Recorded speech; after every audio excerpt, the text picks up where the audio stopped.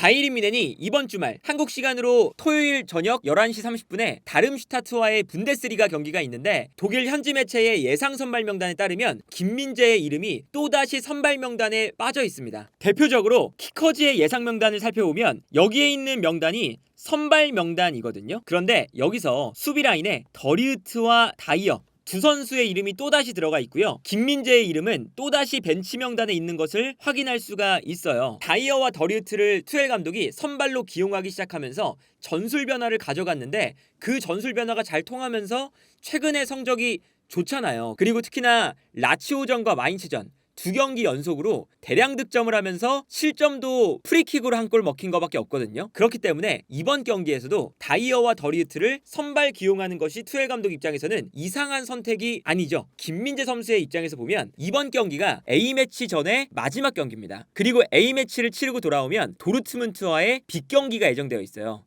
그런데 이 경기는 아무래도 분위기가 이번 주말에도 좋다면 좋은 흐름을 보여주고 있는 선수를 또다시 기용할 가능성이 높은 경기잖아요. 그러다 보니까 만약에 이번 경기에서도 김민재 선수가 나오지 않고 그리고 다이어와 더리우트가 나와서 바이에른 뮌헨이 승리를 가져간다면 그리고 다름슈타트와의 경기다 보니까 승리할 가능성도 높은 경기니까 여기서도 좋은 결과가 나오면 도르트문트전에서도 다이어와 더리우트가 나올 가능성이 높습니다. 도르트문트전 이후에는 일정이 어떻게 되냐면 바로 그 다음 주에 하이덴하임과의 경기가 있어요. 그리고 그 다음 주에 쾰른과의 경기가 있거든요. 그런데 하이덴하임과의 경기 그리고 쾰른과의 경기 요 사이에 챔피언스리그 8강 1차전이 있습니다.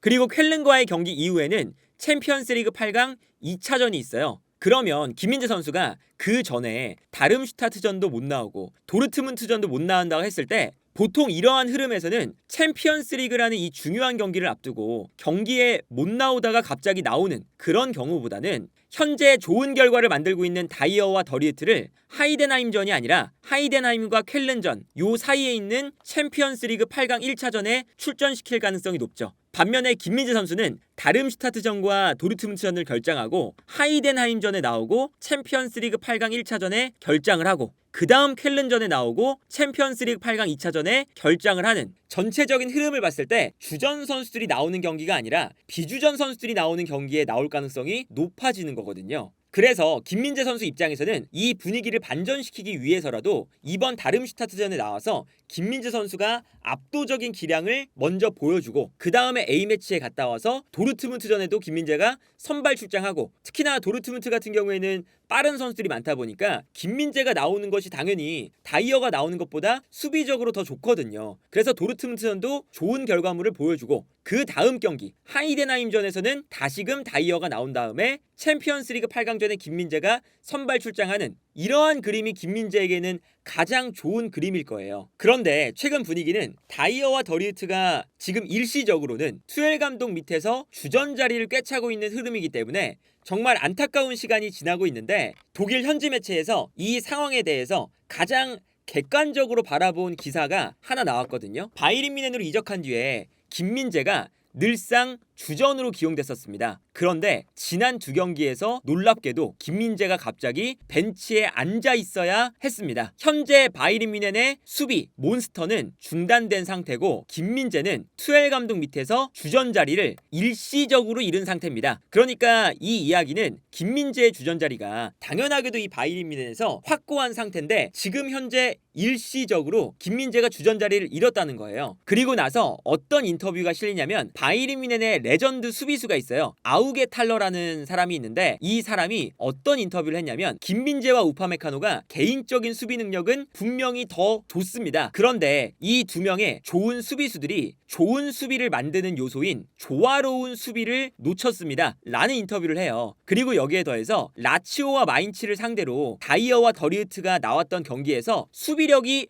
훨씬 좋아졌습니다. 그런데 다만 이 결과물이 더리우트와 다이어 이 두 선수의 개인적인 능력인지는 모르겠습니다. 애초에 이전 경기들보다 바이에른 뮌헨 자체가 사전에 준비를 잘 하고 나온 것이 느껴졌습니다. 그래서 현재 다이어와 더리우트가 주전으로 뛰고 있는 것이 아니냐라는 인터뷰예요. 이제 이런 거죠. 김민재와 우파메카노, 특히나 김민재 같은 경우에 김민재의 수비력, 개인적인 능력은 누구도 의심하지 않는 퍼포먼스가 나오는데 김민재와 우파메카노가 나왔을 때 두 선수의 퍼포먼스는 좋지만 팀의 결과가 좋지 못했다. 그리고 다이어와 더리우트가 나왔을 때 김민재와 우파메카노보다는 신체적인 능력이라던가 수비적인 능력에 부족함이 있지만 두 선수의 호흡이 좋아서 팀 전체적으로는 안정적인 수비를 보여줬다. 다만 이 모습이 다이어와 더리우트의 개인적인 수비력이 엄청나게 뛰어나서 혹은 이제 다이어가 김민재보다 뛰어난 선수라서 나온 결과물은 아닌 것 같고 팀 전체적으로 전술을 변화하는 과정에서 사전에 준비가 잘 되어 있었던 것이 아니냐라는 이야기예요. 매우 객관적인 시선이죠. 그리고 이런 시선으로 보면 뭐 김민재가 너무 잘하는 선수지만 투엘 감독 입장에서는 전술을 변화했는데 그리고 변화한 전술에서 다이어와 더리우트를 썼는데 결과물이 잘 나올 때 나왔던 이 두 선수도 본인들의 역할을 잘하고 있는 거기 때문에 바이에른 뮌헨 같은 탑 클래스의 팀들에서는 무조건 주전, 무조건 후보 이런 건 없거든요. 좋은 결과를 내는 선수들이 주전 자원으로 뛰어야 되잖아요. 그러다 보니까 김민재가 무조건 주전이니까 너희가 지금 성적이 좋지만 김민재가 이번에는 주전으로 나와야 돼. 이렇게 할 수가 없는 상황이라는 거죠. 그래서 어쨌든 김민재 선수가 나왔을 때 바이에른 뮌헨의 이번 시즌을 보면 사실 굉장히 좋았던 경기가 많거든요. 지난 경기에서 마인츠를 8대1로 이겼다고 하지만 김민재 선수가 나왔을 때 뭐 8대0으로 이겼던 경기도 있고 5대0으로 이겼던 경기도 있고 대량 득점으로 이겼던 경기들도 많아요. 그렇기도 하고 다이어와 더리우트 조합이 나왔을 때 일정 자체가 그렇게 어려운 일정들이 아니었기도 하고요. 여러 각도로 좀 고민을 해야 되지만 일단 투엘 감독이 조금 더 고민해봤으면 좋겠다는 지점이 어떤 거냐면 투엘 감독이 지금 변형 3백을 쓰는 과정에서 다이어가 변형 3백에서 준수한 모습을 보여주고 있기 때문에 다이어를 선발로 쓰는 거잖아요. 이런 변형 3백 전술을 쓸 때 김민재가 다이어 자리에 나와도 충분히 다이어보다 잘할 수 있고 다이어보다 가지고 올 수 있는 이점들이 많다라는 것을 고려해줬으면 좋겠다는 생각이 들어요. 이제 어떤 거냐면 가장 중요한 건 이 고레츠카의 움직임을 더 활발하게 쓸 수가 있습니다. 최근 바이에른 뮌헨의 전술은 고레츠카를 활용한 3백이거든요. 공격을 전개할 때 무시알라와 사네가 중앙으로 들어옵니다. 그리고 좌우 풀백인 키미와 게이루가 올라가죠. 이때 고레츠카가 내려와서 다이어 더리우트와 3백을 만드는 이러한 형태잖아요. 이렇게 3백을 만드는 게 기본적으로는 상대 수비가 좌우 측면으로 좀 끌려 나오게끔 만들기 위함이고 그때 이 가운데 있는 사네, 밀러, 무시알라, 케인 요 선수들에게 좋은 찬스를 만들어주는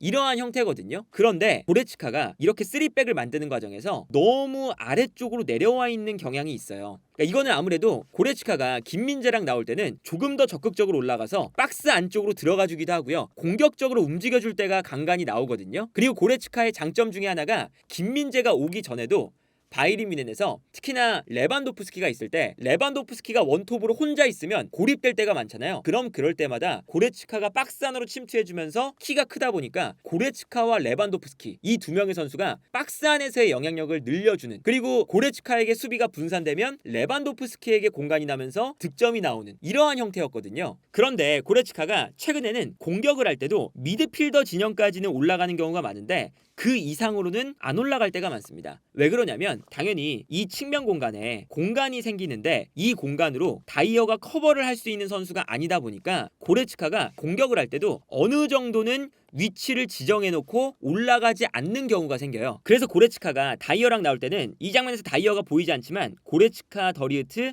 뒤에 다이어 이 3명의 3백이 위치하고 있는 거거든요. 그런데 공격할 때 다이어가 이 이상으로는 올라가지 않습니다. 왜 그러냐면 역습을 당할 때 역습에 대비하고 있는 선수가 바로 고레츠카거든요. 그래서 바이에른 뮌헨이 이 안쪽에서 공격을 하고 있을 때도 고레츠카가 바라만 볼 뿐 그리고 여기서 역습에 대비하고 있는 역할을 맡고 있지 올라가서 박스 안에서의 영향력을 늘리는 이러한 형태를 가져가진 않거든요. 그런데 김민재가 있을 때는 조금 다릅니다. 지난 경기에서도 김민재가 교체 투입이 되니까 더리우트, 김민재 그리고 고레츠카가 내려오긴 내려오는데 공격을 할 때마다 살짝 올라가기 시작해요. 그래서 공격을 전개할 때 더리우트와 김민재 특히나 김민재가 조금 더 왼쪽으로 빠져 있고요. 분명히 다이어보다는 약간 올라가 있죠. 그리고 고레츠카가 김민재가 커버를 해주니까 올라가서 박스 안으로 들어갈 준비를 합니다. 더리우트가 오른쪽 측면으로 패스를 보내주고요. 오른쪽 측면에서 크로스가 올라올 때 어느샌가 고레츠카가 박스 안으로 뛰어들어가고 있는 걸 볼 수가 있어요. 그래서 여기서 고레츠카가 머리에 맞춰서 득점을 만들어내는 장면이었죠. 최근 흐름에서 고레츠카가 내려와서 다이어와 함께 만들어주는 3백이 굉장히 안정적이긴 하지만 고레츠카의 공격적인 재능을 오히려 약간 제한하는 형태로 가고 있거든요. 김민재가 만약에 이 다이어 자리에 나오게 된다면 물론 고레츠카가 내려와서 3백을 만들어주기도 하고, 특히나 고레츠카가 최근에는 3백을 만들었을 때 선수들에게 패스를 뿌려주는 빈도가 많이 늘어났어요. 그리고 이러한 고레츠카의 빌드업 능력이 바이에른 뮌헨의 후방 빌드업 작업에 큰 도움이 되고 있거든요. 그래서 고레츠카가 이렇게 내려와서 3백을 만들어주기도 하지만 공격을 할 때 공격 과정에 있어서 조금 더 개입을 많이 하면서, 특히나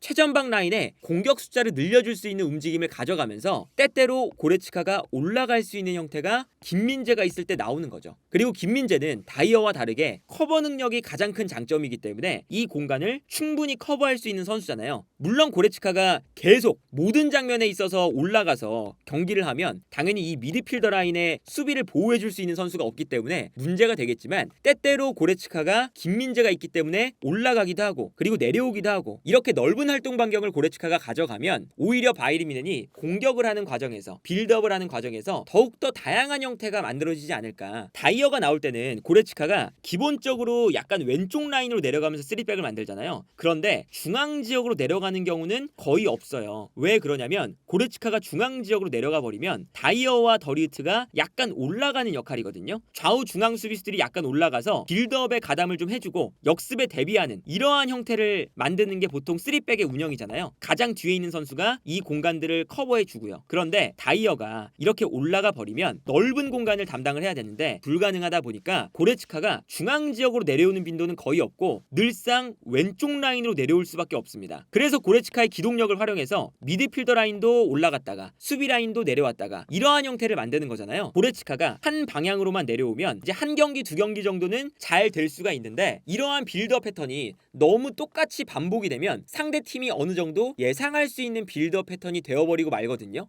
그래서 지금 당장 한 두 경기 정도는 이러한 패턴이 통했지만 경기 수가 늘어날수록 패턴이 안 통할 수가 있어요. 그런데 김민재가 있게 되면 고레츠카가 왼쪽이든 오른쪽이든 계속해서 번갈아 가면서 내려가는 게 가능하죠. 고레츠카가 왼쪽으로 내려올 때는 김민재가 3백의 중앙이 되고요. 고레츠카가 중앙으로 내려올 때는 김민재가 왼쪽으로 빠지면서 왼쪽 중앙 수비수의 역할을 해줄 수가 있거든요. 그리고 김민재가 뭐 이 넓은 공간을 원래 잘 커버하는 선수이기도 하고, 그리고 고레츠카가 이렇게 있을 때 김민재가 커버를 넓게 해주니까 측면 공간을 굳이 넓게 커버할 이유도 없게 돼요. 그리고 사실 이 두 선수의 자리가 바뀌었을 때도 고레츠카가 올라갔을 때 다이어보다 김민재가 이 좌우 공간을 더 잘 커버해줄 수 있는 선수이기 때문에 수비적인 측면에서 보면 김민재가 다이어 대신 나오는 게 훨씬 더 가져갈 수 있는 이점이 있거든요. 다만 여기서 김민재 선수가 고레츠카의 역할을 왼쪽 라인에서 조금 더 잘해줄 필요는 있습니다. 만약에 이 위치에 서게 된다면 김민재가 올라갔을 때 고레츠카처럼 반대편을 바라보면서 롱패스를 정확하고 빠르게 뿌려줄 수 있다는 것을 조금은 증명을 해야겠죠. 김민재 선수가 애초에 이러한 패스를 못 보내주는 선수도 아니고, 나폴리에서는 반대편을 바라보면서 보내준 롱패스가 장점에 가까웠어요. 그런데 바이에른 뮌헨에서는 조금 더 정확하게, 그리고 조금 더 빠르게, 그리고 조금 더 많이 이러한 도전적인 롱패스가 들어가줘야 상대 수비를 흔들 수가 있잖아요. 그렇기 때문에 김민재가 나왔을 때보다 고레츠카가 이 왼쪽 라인에 있었을 때 고레츠카의 이 정확한 롱패스, 이런 것들이 바이에른 뮌헨 공격에 굉장히 도움이 많이 되거든요. 고레츠카가 이렇게 3백을 만들었을 때 살짝 올라와서 경기장을 넓게 바라보면서 뛰어들어가는 선수에게 한 번의 롱패스를 딱 찔러주고, 이 패스가 상대 수비 라인을 무너뜨리면서 해리케인이 볼을 받아서 득점을 만드는 이런 장면도 나왔고요. 이 장면도 마찬가지였죠. 고레츠카가 3백을 만드는 과정에서 왼쪽 측면에서 약간 올라오다가 반대편을 바라봅니다. 롱패스를 정확하게 찔러주죠. 이 패스가 들어가면서 특히나 고레츠카가 볼을 잡고 있으니까 상대 수비가 약간 한쪽 측면으로 쏠릴 때 반대편 공간으로 넣어주는 거거든요. 근데 이 패스가 너무나도 정확하게 떨어지면서 이 장면에서도 침투에 들어가는 그나브리에게 정확하게 연결되면서 그나브리가 득점으로 만드는 장면이었잖아요. 그러니까 이런 장면처럼 고레츠카가 공격적인 패스를 통해서 좋은 장면들을 만들어내주는 빈도가 많아지고, 그러다 보니까 이 3백이 성공을 거두고 있는 면도 있거든요. 그래서 김민재 선수가 나왔을 때 고레츠카가 중앙으로 들어가고 김민재가 이제 왼쪽 센터백으로 나와서 고레츠카와 같은 공격적인 패스를 전방으로 뿌려줄 수 있다면 김민재의 활용도도 더욱더 높아질 거고요. 그리고 굳이 고레츠카가 나오지 않고도 사실 다이어가 나오면서 김민재, 다리어, 더리우트 이렇게 3백이 구성될 수도 있잖아요. 김민재의 역할이 기본적으로는 고레츠카의 역할이기 때문에 김민재가 올라가서 요 왼쪽 라인에서 고레츠카처럼 패스를